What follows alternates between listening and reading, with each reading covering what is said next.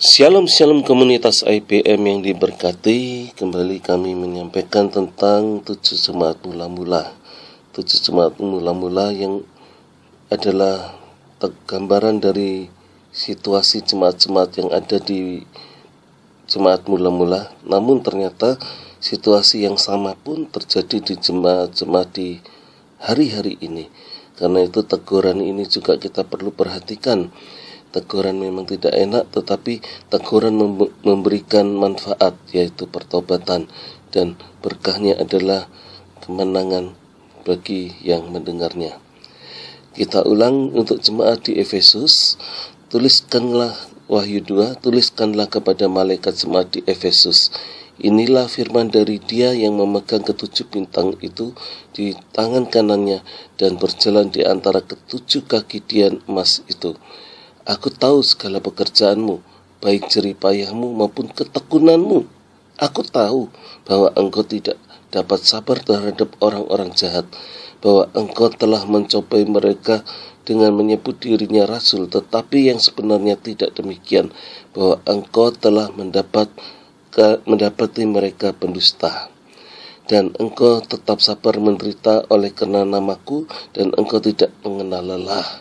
Namun demikian aku mencela engkau karena engkau telah meninggalkan kasihmu yang semula.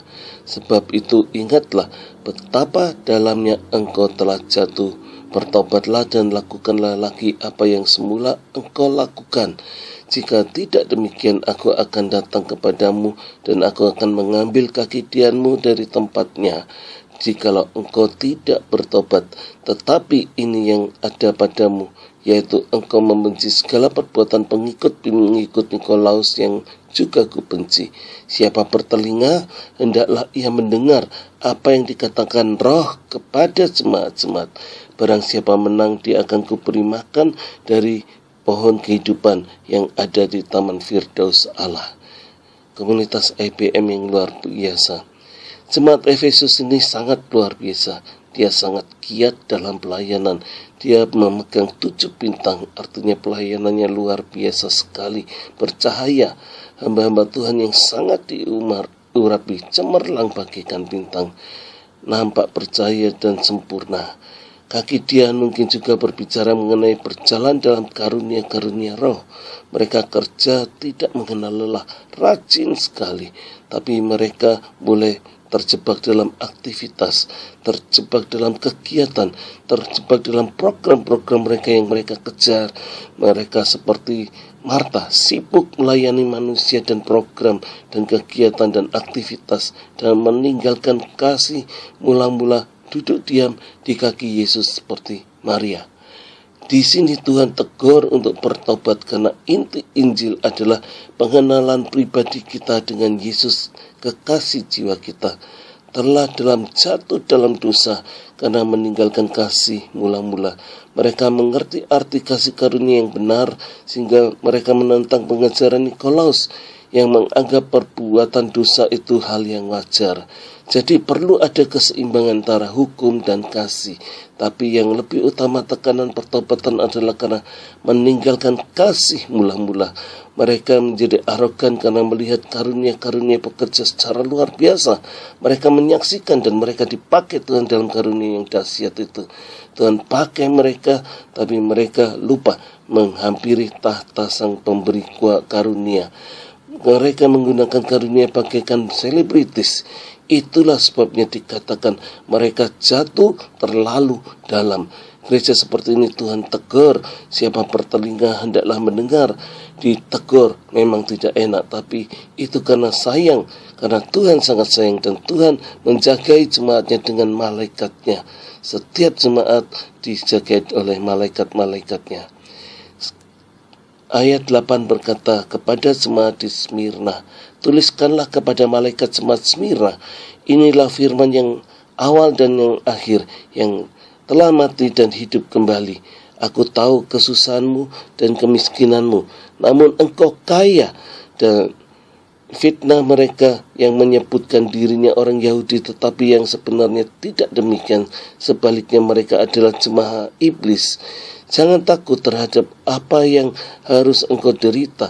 Sesungguhnya iblis akan melemparkan beberapa orang dari antaramu ke dalam penjara supaya kamu dicobai dan kamu akan beroleh kesusahan selama 10 hari. Hendaklah engkau setia sampai mati dan aku akan mengaruniakan kepadamu mahkota kehidupan. Siapa bertelinga hendaklah ia mendengar apa yang dikatakan Roh kepada jemaat-jemaat. Jemaat di Smyrna adalah suatu pasukan dalam Yesus. Mereka rela menderita demi Injil.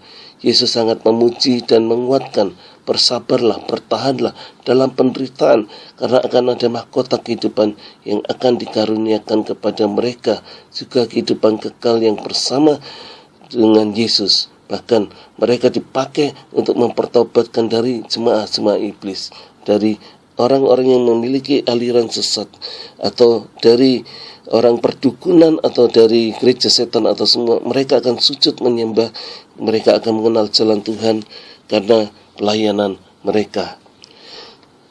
Berikutnya adalah jemaat di Pergamus. Ayat 12 mulai, dan tulislah kepada malaikat jemaat di Pergamus. Inilah firman Dia yang memakai pedang yang tajam dan bermata dua. Aku tahu di mana engkau diam, yaitu di sana, di tempat tahta iblis, dan engkau berpegang kepada namaku, dan engkau tidak menyangkal imanmu kepadaku juga. Tidak ada pada zaman Antipas, saksiku yang setia kepadaku, yang dibunuh di hadapan kamu, di mana iblis diam. Tetapi aku mempunyai beberapa keberatan terhadap engkau. Di antaramu ada beberapa orang yang menganut ajaran Biliam, yang memberi nasihat kepada Balak untuk menyesatkan orang Israel, supaya mereka makan persembahan berhala dan berbuat zina. Demikian juga ada padamu orang-orang yang berpegang pada pengajaran Nikolaus. Sebab itu bertobatlah, jika tidak demikian aku akan segera datang kepadamu dan aku akan memerangi mereka dengan pedang yang ada di mulutku ini. Siapa bertelinga hendaklah ia mendengar yang apa dikatakan Roh kepada jemaat-jemaat. Barang siapa menang, kepadanya akan kuberikan dari mana yang tersembunyi, yang aku akan karunia kepadanya batu putih yang di atasnya tertulis nama baru yang tidak diketahui oleh siapapun. Jemaat di Pergamus adalah jemaat yang militan, tanpa dilengkapi pemahaman yang benar, sehingga berada di tahta iblis. Mereka menganut ajaran Biliam, bahkan beberapa literatur berkata Biliam itu bukan nabi, tapi para peramal, ahli nujum. Kita tahu Biliam adalah seorang yang tergoda dengan harta Balak, karena itu dia mau menuruti perintah Balak untuk mengutuki bangsa Israel. Tapi hasilnya malah Tuhan memberkati bangsa Israel. Tuhan membalikkan situasi dan Balak menjadi memberkati bangsa Israel.